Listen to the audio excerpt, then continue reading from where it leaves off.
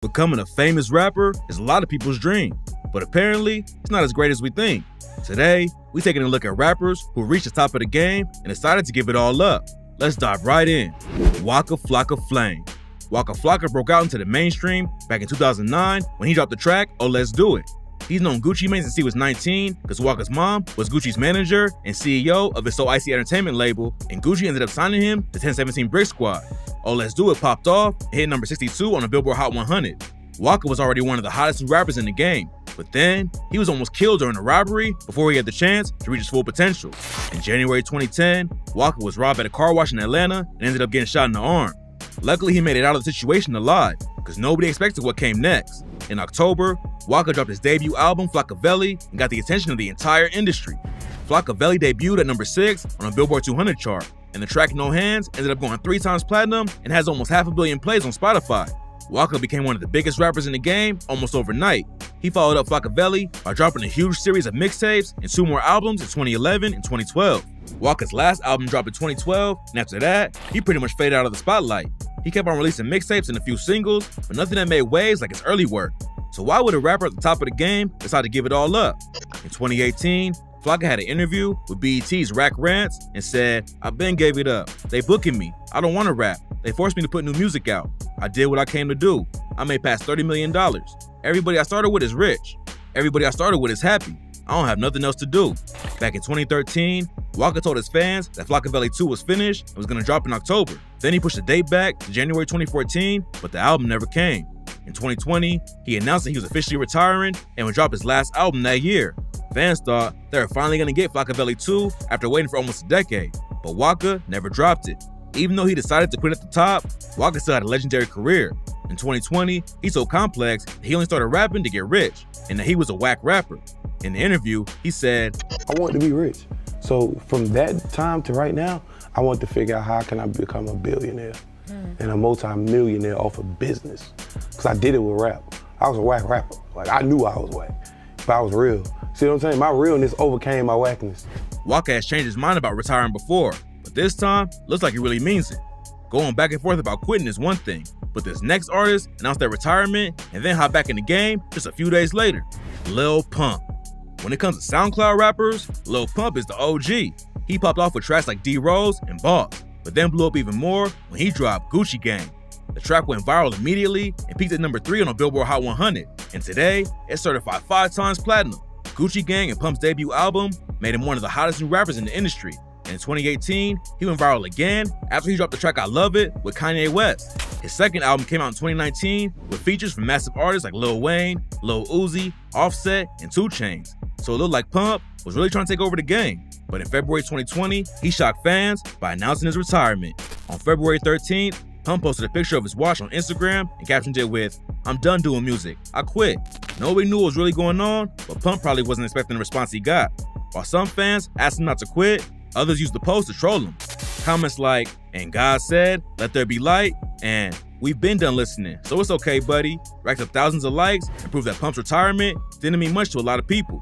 There was rumors that it was all a publicity stunt. A few days later, Pump pretty much confirmed it when he posted a video of himself dancing to a new track with the caption, "Y'all thought I quit. I'm back." He tried to get some attention with the retirement stunt, but it ended up backfiring on him. Pump got dissed all over the internet after it went down, and none of his new music has really popped off. In 2021, he dropped a collab album with Ronnie J, but it flopped, and the singles ain't even chart. Pump is still making new music and just announced the I'm Back tour, but it don't seem like he'll ever be as big as he was when he first blew up. He tried to keep people interested with the retirement announcement, but it just proved that fans in the industry had already moved on. But Lil Pump ain't the only rapper with a short retirement. This next artist wanted to quit the game, but came back less than a year later. Logic. Logic doesn't get the same kind of respect from fans as a lot of rappers, but he still had a crazy successful career with 6 albums that reached the top 10 on the Billboard 200 chart. But in 2020, he announced he was quitting rap for good so he could focus on being a father. Logic started dropping mixtapes in 2010 and built a buzz early on. By the time he released his 3rd mixtape in 2012, he already had a big fan base and was headlining his own national tour.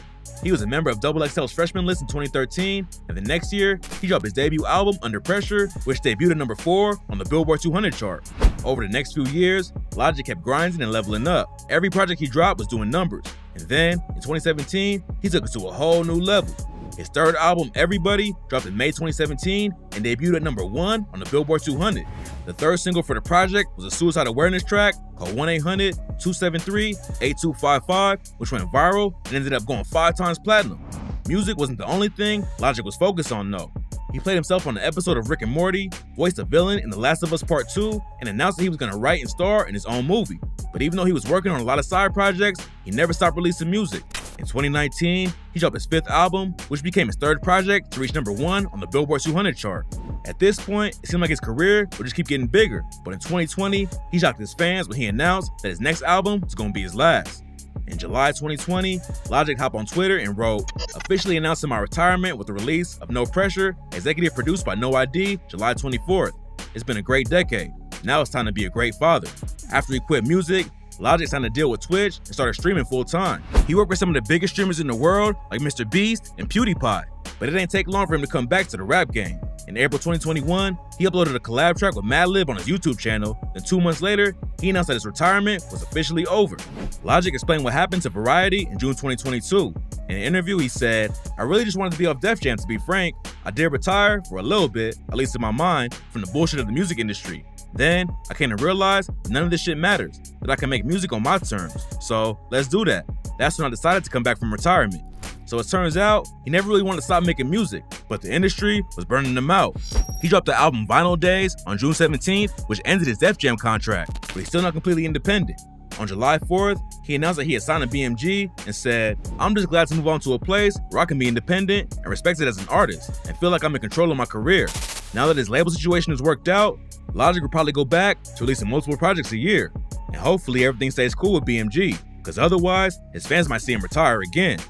Ugly God. Ugly God popped off back in 2015 when he dropped the track I Beat My Meat on SoundCloud, which racked up over 33 million plays.